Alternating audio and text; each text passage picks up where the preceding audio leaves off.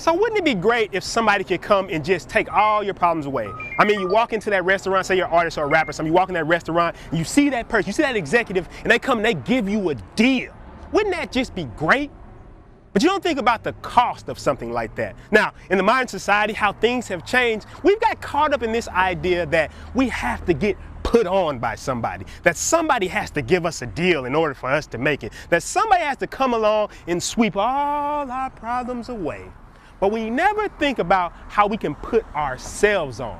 So guess what? In this video, I'm going to talk about how you can put yourself on. You won't be dependent on all these other people getting a deal, getting signed, or any of these other things. You'll be the boss, and you'll be the one running the show because you have built it from scratch, and you'll put yourself on. Let's talk about it. A couple weeks ago, I talked about the victim mindset, the victim mentality, and how we can get this idea in our head that we're a victim. But I'm going to talk about something more advanced when it comes to putting yourself on, and that's escaping the deal mentality. So on this video, I'm going to talk about a bunch of things, practical ways that you can put yourself on, and the first thing you have to break is the deal mentality. So when we were in high school, I remember me, my brother, and my cousin, we came up with our own record label. We called it Overground Records. So you know how you got underground rappers? We were overground. We thought, yeah, we're busting through the underground. So what we did was we went around and started shopping that act out to people. So we started going to showcases to see if somebody was interested in the talent that we felt we provided. So we went to the showcase with Sony. We got into it, we got accepted into it, and we thought, this is it. This is our chance to get a deal. This is our chance to get put on. So we came and we gave one of the best performances. It might be my personal bias, but I believe we gave one of the best performances out of all the other groups. But even though Sony and all the A&R, they were nodding their heads like they liked the music, inevitably, nothing happened. We didn't get signed. So we were crushed, but we weren't done because we went back to the drawing board. Now, my brother and my cousin, they used to rap. I never rapped. I was more of like the mix and master person, so don't expect any freestyles from me. But what I did do was I started researching ways in order for us to get our own music out there. So I went and researched how to print up labels. I went and researched how do mix and master CDs. I went and researched all these different things in order to put our own music out.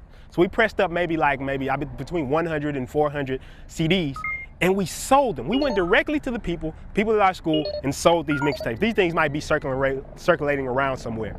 But we sold so many mixtapes that I paid for all my school clothes for my senior year. I was in new clothes every week because I was just selling mixtape after mixtape. Now, that may not have been the best use of the money at the time, but I had learned a very important principle. Instead of going to a record label or somebody and asking, put me on, or trying to go to a business and say, put me on, what can you do for me? What can you do for me? I learned the value of entrepreneurship of doing it for myself. So now that I had done it for myself, I had learned that you could put yourself on. But here's the interesting thing. We're currently living in a time where you have more ability than ever to put yourself on. This wasn't during the Instagram and the Twitter and the YouTube and the social media generation where you had all these tools where you can go directly to the people that you want to serve. This is a time where I was really walking hand to hand and trying to sell a mixtape to people cold, and these were unknown artists. You probably never heard of any of the music or stuff that we've done because that's how underground it was. But I learned that if I'm willing to grind, and if you're willing to grind, you have the ability to put yourself on. And this is the first key that you have to remember when it comes to breaking this idea of somebody having to put yourself on.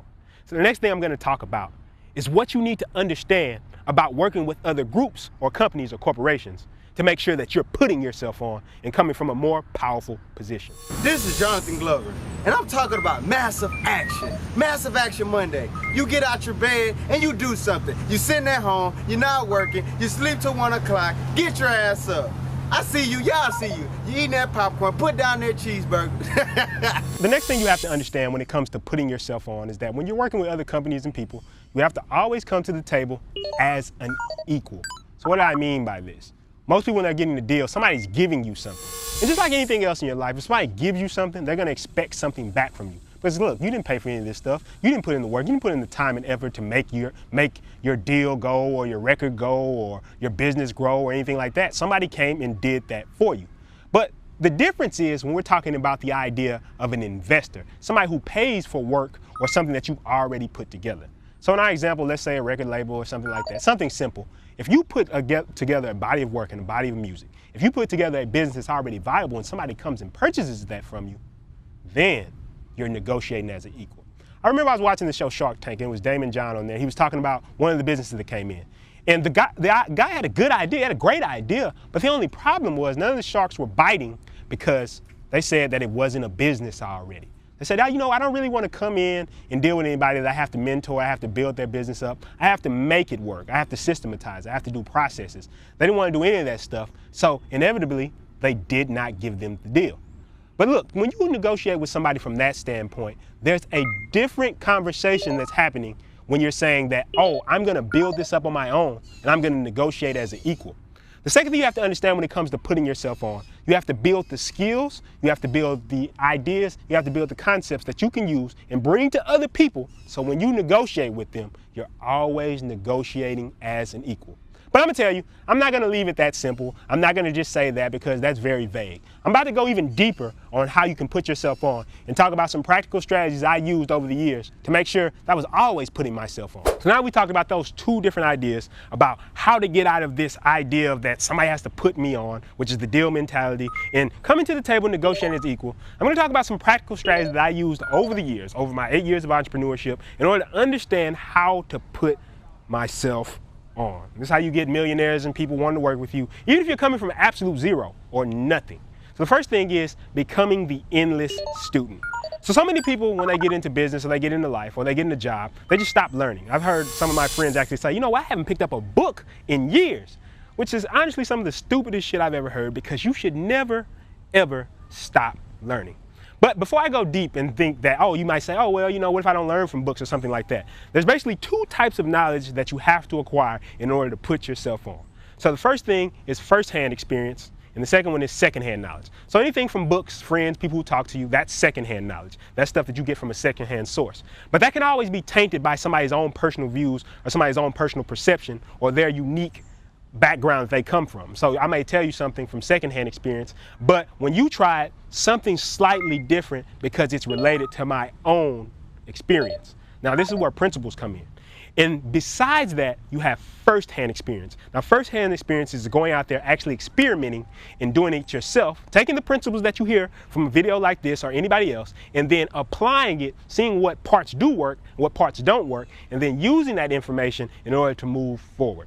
This is how we build our endless reservoir of knowledge. So what I basically mean by this, you can't go into business as an entrepreneur or try to put yourself on and believe that you can stop learning. You can't come into the game and want to say, I want to build a business, and you say, I'm not going to learn about marketing, I'm not going to learn about sales, I'm not going to learn about leadership, I'm not going to learn about working with people. And once I read maybe 1 or 2 books in that area, I'm just going to stop right there. You can't do that. You have to become an endless student. Because the thing is, if you're going to put yourself on, you're playing at a higher level. You're playing a bigger game. And if you're going to play a bigger game, you have to understand the people at the top, the amount of knowledge they have is going to be a lot different from yours. But if you're willing to build knowledge from both secondhand and firsthand experience, you understand the first concept that you need to understand in order to put yourself on. So the next 2 things I want to talk about is the myth of money and the cross-pollination principle. So I remember when I was getting started, a lot of people talked about, you know, you're going to need a lot of money in order to get started. Now, this is an absolute myth, and I'm going to tell you why. There's so many businesses nowadays that get started from complete bootstrapping, which means $0. They build as they go up. They scale as they go up. I've been watching this show recently called Planet of the Apps, where they're talking about a bunch of different companies that come in. They talk about different concepts related to the app development field. And one of the concepts they talk about is the burn rate. What the burn rate is how much money your business spends a month before it can no longer operate. What I realize is that no matter what you're doing, there's always unexpected things that come up. And if you believe that you're going to have enough money to get started, you might as well stop right now. It's the belief that you need this money to get started is what leads to that deal mentality, to believe that, oh, I need somebody's money in order to put me on. But I can tell you, I've worked with a lot of people. It doesn't matter how much money you can get, you could always use more. You could always use more resources. I was talking to my brother lately, and he was talking about one of the things that he said he admired that I had done by building the business from scratch is that I learned to be very resourceful. I learned that without money, I could get all kind of things done. So in essence, I didn't need that money to start a business. And as I kept going and I started putting stuff out, then that led to people wanting to work with me. So instead of going to get somebody's money, people wanted to invest with me, which is a key distinction, not give me anything, wanted to invest with me and work with my business. And I'm not working for them. I'm putting myself on, but I never thought that money was an issue. So if you're believing that the myth of money, that you can save up enough money to be an entrepreneur or something like that, don't delude yourself. You're going to always need more money as you scale, as you get bigger. But it's just one of the myths that people fall into. The next thing I want to talk about is the cross-pollination principle. And I would say this, out of all the principles, is the most powerful principle out of all the principles that are going to help you put yourself on. Now, when I started off in business, I didn't have enough money to afford a lot of things that I needed. So I wanted to be a filmmaker first. So when I started off, I didn't have money to build a website. I didn't have money for anybody to do my cinematography. I didn't have money for anybody to do my taxes, my bills, accounting, and things like that. So what I did was I went to those other industries and started filling the gap of things that I needed in order to make sure I could keep operating. So I didn't know how to build a website. I would literally go on the internet for weeks at a time and learn how to code websites and build websites from scratch. If my designs didn't look good, I would actually go purchase design books that would help me not just learn how to make stuff or use like a Photoshop or something, but actually how to make the designs more pleasing to the eye, how to lay things out, how to shape things, how to put things together. Now these are things that are outside my circle of expertise. And a lot of people say, don't do that, don't go outside your circle of expertise. But this is what I'm saying. If you're coming from absolute zero, you're coming from nothing like I was, you're going to have to do this if you want to put yourself on. Because let me tell you something, every time that you get somebody to do something for you, you're at the mercy of their work. Let's say you get a graphic designer, and the graphic designer says, shit, well, I'm not gonna be able to get that out till 3 or 4 weeks from now. Then what? You're just held up. Or if the graphic designer is holding you hostage for a ridiculous price that you don't think is worth it for their work, then what other option do you have? We're not talking about something simple here. I'm talking about being a massive action entrepreneur. I'm talking about putting yourself on. And that's what I realized from all these years. I would go study anytime I had a weakness.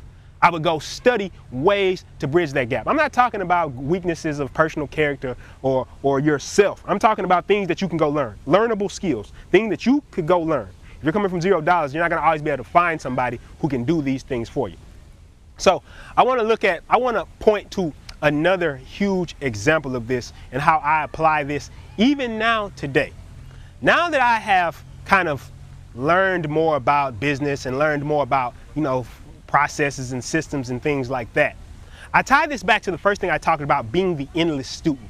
The higher I go up, I find that there are more challenges in entrepreneurship and more things that I need to solve. So instead of sitting there and saying, well, I'm gonna have to go to somebody else or somebody like that, I use my own ability to look in other industries and other places to solve the problems that I need to solve in my own industry. So what does that mean? That means I cross-pollinate. Like two flowers, they cross-pollinate. They take something from one flower over here or a flower over here, and they come together to make something new. And that's basically what you're doing when you're building all these skills from other industries. I built a lot of skills that I can use in order to make money. I built a lot of skills that I can use in order to negotiate deals with people that I wouldn't have been able to do before if I never had cross-pollinated and moved outside my circle of concerns in my own area of expertise in order to build that up. This allowed me to put myself on without losing any momentum, and it's one of the key, most important principles that you have to learn if you're gonna put yourself on. I came and sat down because I want to talk to you very seriously about this next one.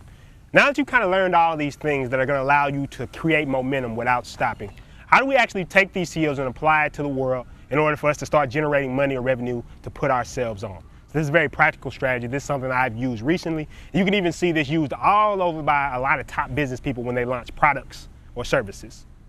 And that is creating a paper trail, using your UVA for free or unique value asset for free in order to generate demand for your services. Now, when you hear the word free or working for free, I know a lot of you might scoff at the things, I'm not working for free. But this really is the key distinction between the people who put themselves on and who don't put themselves on.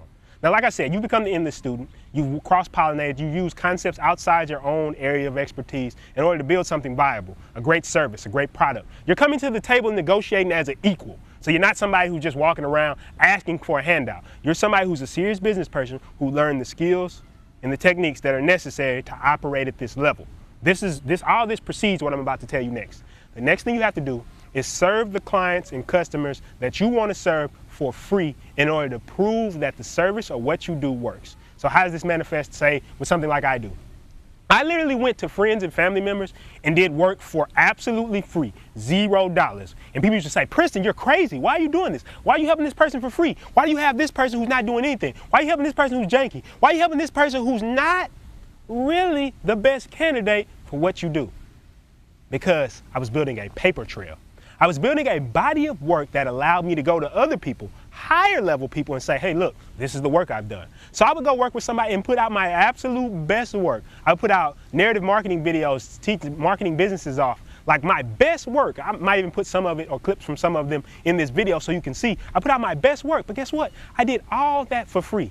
But then, after people saw it, people said, man, I like your work. I want to pay you. See, all this stuff had happened because I had learned how to put myself on. I knew that the work preceded the payment. I knew that it wasn't always about the payment. The payment was going to come. I remember researching all the top millionaires and billionaires, and they always said one thing. They said, I never went after the money. I always chased the vision and the passion, and that's what it is. If you have something you're passionate about, provided that you're really willing to put yourself on and take the actions, you can put yourself on by simply going out and serving the people you want to serve. It doesn't cost $1. It doesn't cost a cent. It doesn't cost anything to do it. All it costs is massive action and your dedication to an ideal of what you want to build for yourself, that you're not going to be at the mercy of anybody else, that you're going to be able to live a life of freedom because you built all the parts of your life, that somebody can't come to you and tell you what you're going to do, destroy the art that you want to create, destroy the vision that you want to create because you work for them. You're building your own business. You're building your own lifestyle. You're building a life of freedom. You're creating a future where you're in control. The only way to do that is understand that you have to be willing to go to the people even before you're getting paid for it. And it's the final thing you have to learn before putting yourself on. And I want to leave you one more thing before I go, because I think this is relevant for you to understand what it's like for an entrepreneur to journey through this process. So before I wrap this up, I don't want to leave it as a vague thing like most people do. They don't like to tell you the reality of what's going to happen when you go try to put yourself on. There are going to be hardships that happen. But I wanted you to think about one principle when that happens. That a lot of times in life, we ask to be something. We ask to be great. We ask to be a professional. We ask to get a job or get a high achievement. But we don't realize that things are going to come in our lives that are going to make us be the person we need to be. Now, I want to read something to you that even if you're not a religious or spiritual person, I believe that you'll still get the gist of how powerful this is and when I heard it. I asked for strength and God gave me difficulties to make me strong. I asked for wisdom and God gave me problems to solve. I asked for prosperity and God gave me brawn and brain to work. I asked for courage and God gave me dangers to overcome. I asked for patience and God placed situations I was forced to wait. I asked for love and God gave me troubled people to help. I asked for favors and God gave me opportunities. I received nothing I wanted. I received everything I needed. My prayers had been answered. See, when I listened to that, I realized that how many people want somebody to come and give them something, but they never think about how the situations and the difficult circumstances that they've been put in their lives are molding them to be the person that can put themselves on. So I want you to just think about that as you go forward and think about how you're going to put yourself on and how you're going to change the world and live a life of freedom and create a future where you're in control. So as usual, like and subscribe for more. I want you to go to the subscribe button right now. I want you to put that mouse cursor over it. I want you to stomp on it. I want you to like. I want you to leave a comment. Tell me something you want to talk about. I want you to join the massive action movement. Put yourself on, and I'll see you next time.